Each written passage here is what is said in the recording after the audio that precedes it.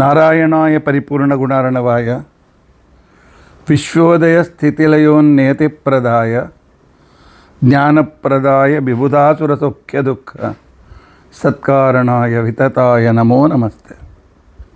ಅಭ್ರಮಂ ಭಂಗರಹಿತಂ ಅಜಡಂ ವಿಮಲಂ ಸದಾ ಆನಂದತೀರ್ಥಮತುಲಂ ಭಜೆ ತಾಪತ್ರಯಾಪಹಂ. ಭವತಿ ಯದನುಭಾವಾದೇಡಮೂಕೋಪಿ ವಾಗ್ಮಿ ಜಡಮತಿರಪಿ ಜಂತುರ್ಜಾಯತೆ ಪ್ರಜ್ಞಮೌಲಿಃ. ಸಕಲವಚನಚೇತೋ ದೇವತಾ ಭಾರತೀ ಸಾ ಮಮ ವಚಸಿ ನಿಧತ್ತಾಂ ಸನ್ನಿಧಿಂ ಮಾನಸೇ ಚ. ಅಸ್ಮದ್ಗುರುಸಮಾರಂಭಾಂ ಟೀಕಾಕೃತ್ಪಾದಮಧ್ಯಗಾಂ ಶ್ರೀಮದಾಚಾರ್ಯಪರ್ಯಂತಾಂ ವಂದೇ ಗುರುಪರಂಪರಾಂ. ವಿದ್ಯಾಯಾಂ ವಿಬುಧಾಚಾರ್ಯಂ ವೇದಜ್ಞಾನಾಬ್ಧಿಚಂದಿರಂ ದುರ್ಮತಧ್ವಾಂತಮಾರ್ತಾಂಡಂ ಸತ್ಯಧ್ಯಾನಮುನಿಂ ಭಜೆ. ಪಂಚಾಶದ್ವರ್ಷಪರ್ಯಂತಂ ಸತತಂ ರಾಮಪೂಜಕಃ ಶ್ರೀ ಸತ್ಯಪ್ರಮೋದಗುರುರಾಟ್ ಭಾಸತಾಂ ನೋ ಹೃದಂಬರೆ. ಬಂಧುಸ್ತ್ವಂ ಗುರುರಿಷ್ಟದೈವತಮಿತಿ ತ್ವತ್ಪಾದಪಂಕೇರುಹಂ ಪ್ರಾಪ್ತಂ ಮಾಂ ಪರಿಪಾಲಯೇತಿ ಸತತಂ ಯಾಚೇ ನಿಬದ್ಧಾಂಜಲಿಃ. ಚಿತ್ತಂ ಮತ್ಗುಣದೋಷಚಿಂತನವಿಧೌ ನೂನಂ ಮನಾಂ ಮಾ ಕೃತಾಃ. ಶ್ರೀ ಸತ್ಯಾತ್ಮಗುರೋ ತ್ವದಂಘ್ರಿಯುಗಲಂ ಹಿತ್ವಾ ನಮೇ ಸದ್ಗತಿಃ. ಯೈರಹಂ ಶುಕವತ್ ಸಮ್ಯಕ್ ಶಿಕ್ಷಿತೋಸ್ಮಿ ಕೃಪಾಲುಭಿಃ ತಾನ್ ವಂದೇ ಧೇನುಪಾಚಾರ್ಯಾನ್ ತತ್ವಜ್ಞಾನಾರ್ಥಸಿದ್ಧೈ. ಶ್ರೀ ಗುರುಭ್ಯೋ ನಮಃ. ಹರಿ ಓಂ ಹರಿ ಓಂ ಹರಿ ಓಂ. ಸ್ವಸ್ತಿಸ್ತು ಅಸೇಢ ಸನ್ಮಂಗಲಾನಿ ಸಂತು. ಶ್ಲೋಕೈಕಶ್ರವಣಪಠನಮಾತ್ರೇಣ ವಕ್ತುಶ್ಚ ಶ್ರೋತॄಣಾಂ ನಿಖಿಲ ಕಲಿಕೃತ ಕಲ್ಮಷಾಪನೋದನಪಟುತರೆ ಧರ್ಮಾದ್ಯಖಿಲ ಪುರುಷಾರ್ಥ ಸಾಧನೆ ಭೂತೆ ಅದ್ಯ ಯುಗಾದಿ ವಿಷಯ ಸ್ಪಷ್ಟೀಕರಣ ರೂಪ ಪ್ರವಚನ ಆರಂಭೆ ಸತಿ. ಕಿಂಚಿತ್ ಪೂರ್ವಕಥಾನುವಾದ. ಹರಿ ಓಂ ಹರಿ ಓಂ ಹರಿ ಓಂ. ಶ್ರೀ ಗುರುಭ್ಯೋ ನಮಃ. ಹರಿ ಓಂ.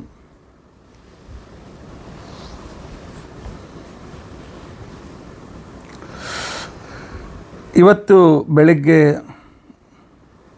ನನ್ನ ಪ್ರವಚನದಲ್ಲಿ ಯುಗಾದಿ ಆಚರಣೆ ಬಗ್ಗೆ, ಯುಗಾದಿ ಸಂವತ್ಸರ ಪರಿವತ್ಸರ ಇತ್ಯಾದಿಗಳ ಕಾಲಗಳ ಬಗ್ಗೆ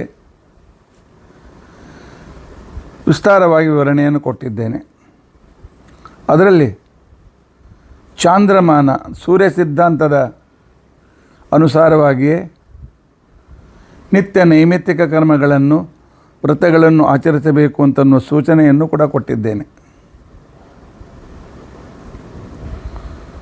ನಾಳೆ ಬೆಳಗ್ಗೆ 19 ಗುರುವಾರ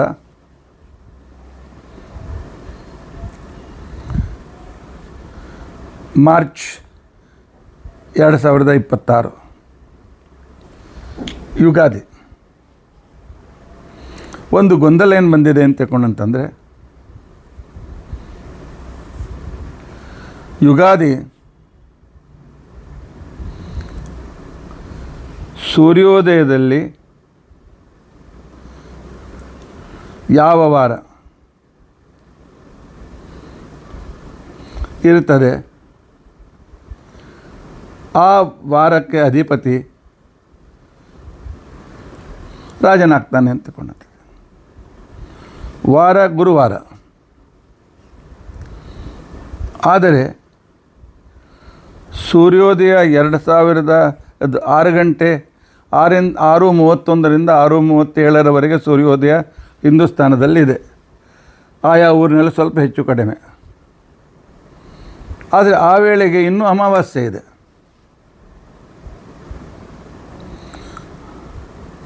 ಚಾಂದ್ರಮಾನದ ನಿಯಮದ ಪ್ರಕಾರ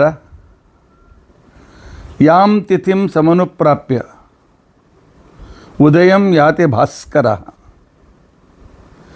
ಯಾವ ತಿಥಿಯನ್ನು ಅವಲಂಬಿಸಿ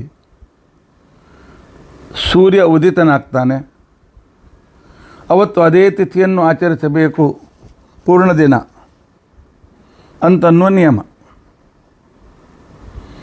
ಸೂರ್ಯೋದಯಕ್ಕೆ ಅಮಾವಾಸ್ಯೆ ಇದೆ.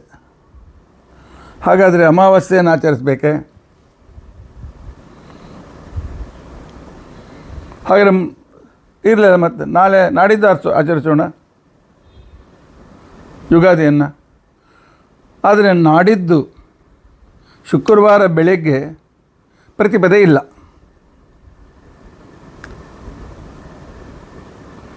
ಇಂಥ ಸಂದರ್ಭದಲ್ಲಿ ಏನು ಮಾಡಬೇಕು? ಸ್ಮೃತಿ ಕೌಸ್ತುಭ ಅಂತನ್ನುವ ಗ್ರಂಥದಲ್ಲಿ ವೃದ್ಧ ವಾಸಿಷ್ಠ ಸ್ಮೃತಿಯ ಪ್ರಮಾಣವನ್ನು ಇಟ್ಟುಕೊಂಡು ಅವರು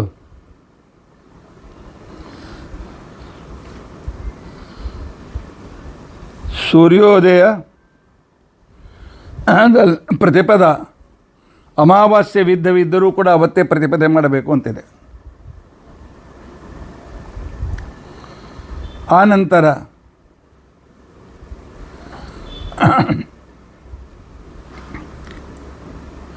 ಚೈತ್ರೆ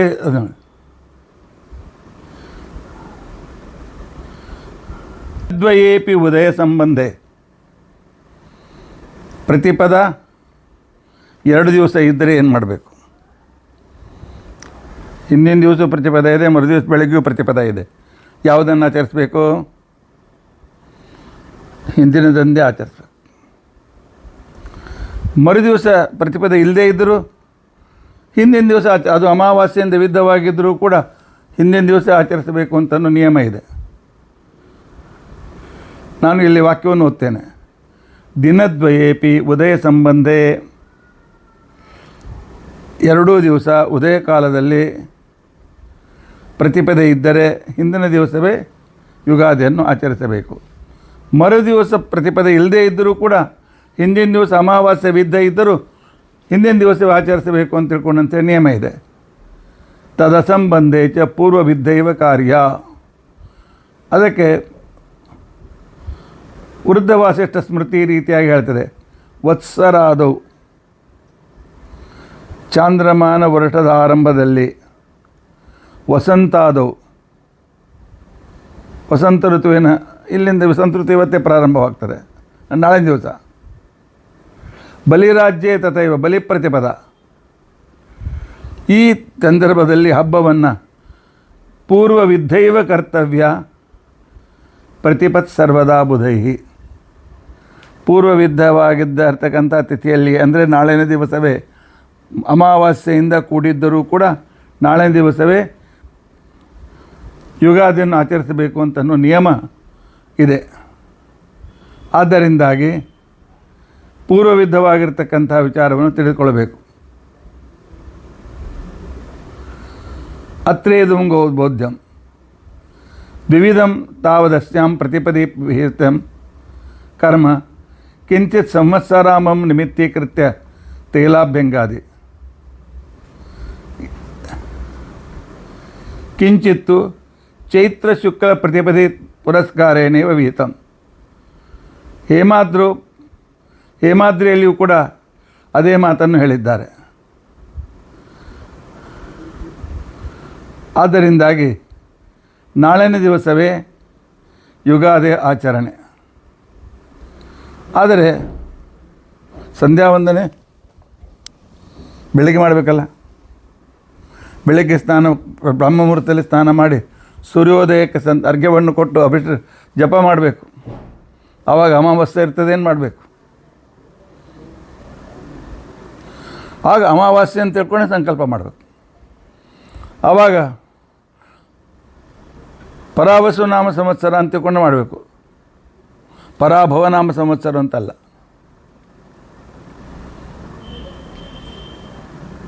ಅಲ್ಲ, ವಿಶ್ವಾವಸು ನಾಮ ಸಂವತ್ಸರ ಅಂಥೇಳಿ ನಾಳೆ ಬೆಳಗ್ಗೆ ಸೂರ್ಯೋದಯದ ಪೂರ್ವದಲ್ಲಿ ಪ್ರಾತಃ ಕಾಲದಲ್ಲಿ ಎದ್ದು ಸ್ನಾನ ಮಾಡಿ ಆನಂತರ ಸಂಧ್ಯಾ ವಂದನೆ, ಅರ್ಘ್ಯ, ಜಪ ಇತ್ಯಾದಿಗಳನ್ನೆಲ್ಲ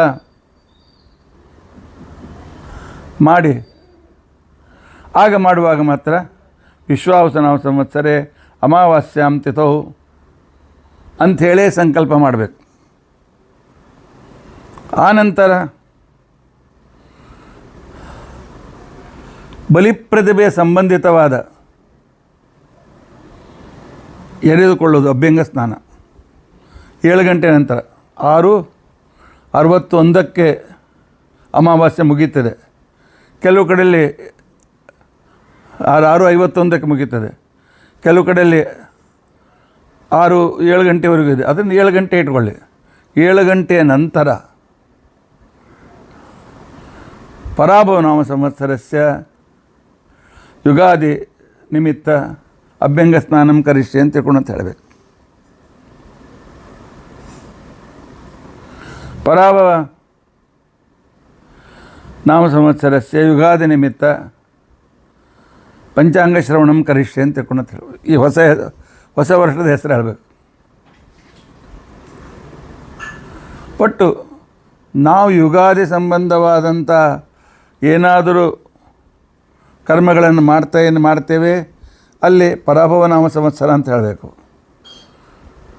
ಯಾವ ತಿಥಿಗೆ ಸೂರ್ಯೋದಯ ಇರ್ತದೆ ಆ ತಿಥಿಯನ್ನು ಆಚರಿಸಬೇಕು ಅಂತ ನಿಯಮ ಇದ್ದದರಿಂದ ಸಂಧ್ಯಾ ವಂದನೆ, ದೇವರ ಪೂಜೆ, ಮಾಧ್ಯಾಹ್ನಿಕ ಸಾಯಂಕಾಲದ ಸಂಧ್ಯಾ ವಂದನೆಗೆ ವಿಶ್ವಾವಸು ಸಂವತ್ಸರ ಅಮಾವಾಸ್ಯ ತಿಥಿ ಅಂತ ಹೇಳಬೇಕು. ಹಬ್ಬಕ್ಕೆ ಸಂಬಂಧಿಸಿದ ಕ್ಲಿಯರ್ ಕಟ್ ಇಟ್ಕೊಳ್ಳಿ. ನಿತ್ಯ ಕರ್ಮಕ್ಕೆ ಸಂಬಂಧಿಸಿದ ಸಂಧ್ಯಾ ವಂದನೆಯ ಸಂದರ್ಭದಲ್ಲಿ ಪ್ರಾತಃ ಕಾಲದಲ್ಲಿ ವಿಶ್ವಾವಸುನಾಮ ಸಂವತ್ಸರ ಅಮಾವಾಸ್ಯೆ ಅಂತ ಹೇಳಬೇಕು. ಮತ್ತು ಯುಗಾದಿ ನಿಮಿತ್ತ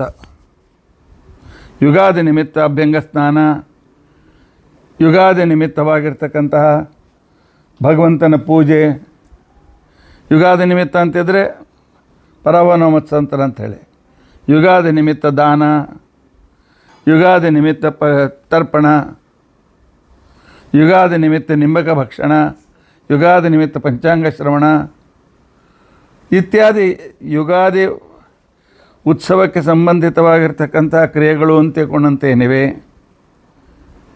ಇವುಗಳನ್ನು ಪರಾಭವ ನಾಮ ಸಂವತ್ಸರ ಅಂತ ಪ್ರತಿಪದಾ ತಿಥಿ ಅಂತ ಹೇಳೇ ಮಾಡಬೇಕು. ಆದ್ದರಿಂದಾಗಿ ಕನ್ಫ್ಯೂಷನ್ ಮಾಡ್ಕೊಂಬ ಕಾರಣ ಇಲ್ಲ. ಮತ್ತು ಈ ರೀತಿ ಮಾಡಬೇಕು ಅಂತ ಅನ್ನೋದು ಸಹಿತ ನಮ್ಮ ಉತ್ತರಾದಿ ಮಠದ ವತಿಯಿಂದ ವಿದ್ಯಾಧೀಶಾಚಾರ್ಯರು ಸಹಿತ ಇದೇ ರೀತಿಯಾಗಿರ್ತಕ್ಕಂಥ ಕ್ಲಾರಿಫಿಕೇಷನ್ ಕೊಟ್ಟಿದ್ದರಿಂದಾಗಿ ಮಠದ ಆಜ್ಞೆಯಂತೂ ಕೂಡ ಇದೇ ಕ್ರಮದಲ್ಲಿ ನಾವು ನಿತ್ಯ ಕರ್ಮವನ್ನು ಮತ್ತು ನಿತ್ಯ ಕರ್ಮಕ್ಕೆ ಅಮಾವಾಸ್ಯಾ ತಿಥಿ, ನೈಮಿತ್ತಿಕ ಕರ್ಮಕ್ಕೆ ನಾವು ಮಾಡ್ತಕ್ಕಂತಹ ಪ್ರತಿಪದಾ ತಿಥಿ ಅಂತ್ಯಕೊಂಡಂತನ್ನುವ ರೀತಿಯಲ್ಲಿ ಸಂಕಲ್ಪವನ್ನು ಮಾಡಿ ನಮ್ಮ ಕಾರ್ಯಗಳನ್ನು ನಿರ್ವಹಿಸಬೇಕು. ಆದ್ದರಿಂದಾಗಿ ಇದೊಂದು ಸ್ಪೆಷಲ್ ಆಗಿ ಈ ಒಂದು ಸಂಚಿಕೆಯನ್ನು ಹೊರಗೆ ಪ್ರವಚನ ಕೊಡಬೇಕಾದ ಪ್ರಸಂಗ ಬಂತು. ನಿನ್ನೆ ಕ್ಲಿಯರ್ ಮಾಡಬೇಕಾಗಿತ್ತು, ಅದನ್ನು ನಾನು ಕ್ಲಿಯರ್ ಮಾಡಲಿಲ್ಲ.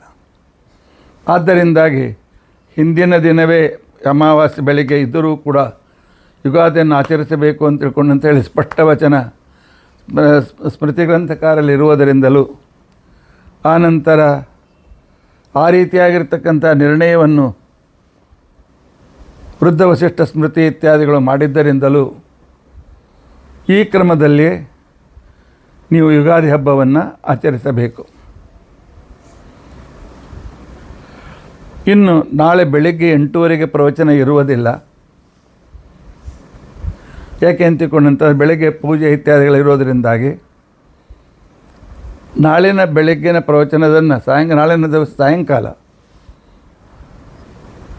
ಪಂಚಾಂಗ ಶ್ರವಣದ ಕ್ರಮ, ಆನಂತರ ಪಂಚಾಂಗ ಶ್ರವಣದ ಫಲ, ರಾಶಿ ಫಲ, ನಕ್ಷತ್ರ ಫಲ ಇತ್ಯಾದಿಗಳ ವಿಚಾರವನ್ನು ನಾಳಿನ ದಿವಸ ಸಾಯಂಕಾಲದ ನಂತರ ನಾವು ಇದನ್ನು ನಮ್ಮ ಪ್ರವಚನದಲ್ಲಿ ವಿವರಣೆಯನ್ನು ಮಾಡ್ತೇವೆ.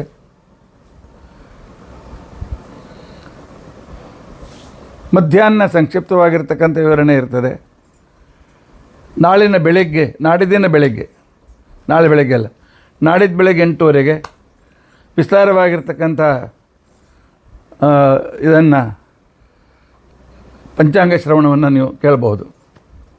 ಅಂದರೆ ಗ್ರಹಫಲವನ್ನು ಕೇಳಬಹುದು. ಪಂಚಾಂಗ ಶ್ರವಣ ನಾಳಿನ ದಿವಸ ನಿಮಗೆ ಮಧ್ಯಾಹ್ನದ ಸಾಯಂಕಾಲದೊಳಗಾಗಿ ಪಂಚಾಂಗ ಶ್ರವಣದ ಸಂಚಿಕೆಯನ್ನು ನಾವು ಕಳಿಸಿಕೊಡ್ತೇವೆ.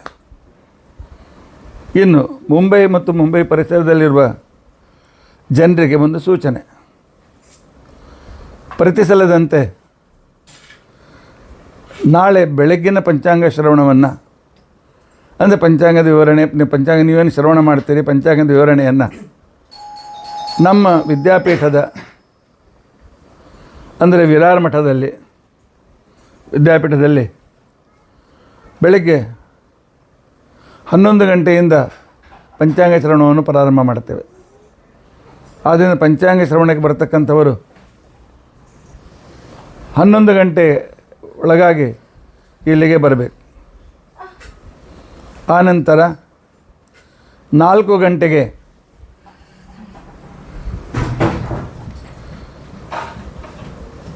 ಗೋರೆಗಾಂವದಲ್ಲಿ 4 ಗಂಟೆಗೆ ಗೋರೆಗಾಂವದಲ್ಲಿ ಪಂಚಾಂಗ ಶ್ರವಣ ಇದೆ. ನಮ್ಮ ಮಠದ ವಿದ್ಯಾಪೀಠದ ಅಡ್ರೆಸ್ಸು ಶ್ರೀ ಸರ್ವಜ್ಞ ವಿದ್ಯಾಪೀಠ, ತಿರುಪತಿ ಬಾಲಾಜಿ ಮಂದಿರ, ಉಪವನ್ ಕಾಂಪ್ಲೆಕ್ಸ್, ನಾನ್ಬಾಟ್ ರೋಡ್, ಬೋಳಿಂಜ್ ವಿಭಾಗ, ವಿರಾರ್ ಪಶ್ಚಿಮ್, ವಿರಾರ್ ವೆಸ್ಟ್, 8408000756 ಈ ನಂಬರಿಗೆ ನೀವು ಫೋನ್ ಮಾಡಿ ವಿವರಣೆಯನ್ನು ಕೇಳ್ಕೊಳ್ಬೋದು. ಮಧ್ಯಾಹ್ನ 4 ಗಂಟೆಗೆ Shridhar B Jorapur, Devraj building, D wing, 2003,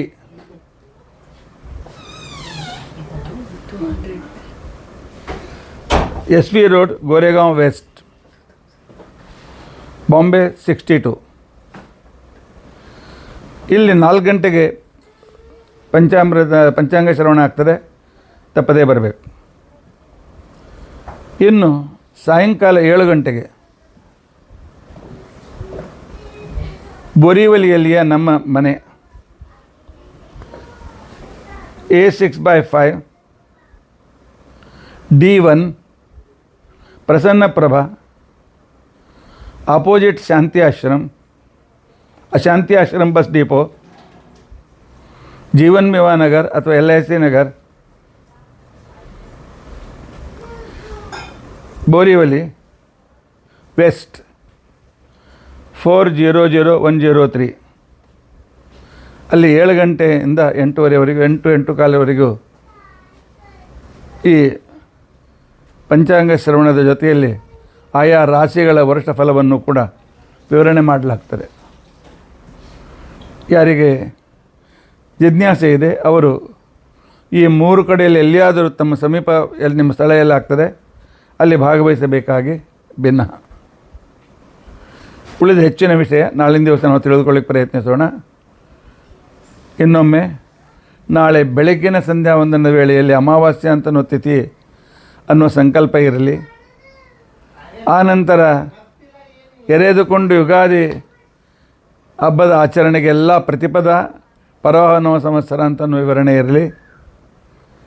ಇದನ್ನು ನಾವು ಧರ್ಮಶಾಸ್ತ್ರದಿಂದ ನಿರ್ಣಯ ಮಾಡಿದ್ದರಿಂದಾಗಿ ಇದೇ ರೀತಿಯಾಗಿರ್ತಕ್ಕಂಥ ಆಚರಣೆ ಇರುವುದು ಅತ್ಯಂತ ಯೋಗ್ಯವಾಗಿದೆ. ಇತಿ ಅಧ್ಯಕ್ಷತಾ ಪ್ರಸಕ್ತಿ. ಶ್ರೀಕೃಷ್ಣ ಅರ್ಪಣಮಸ್ತು.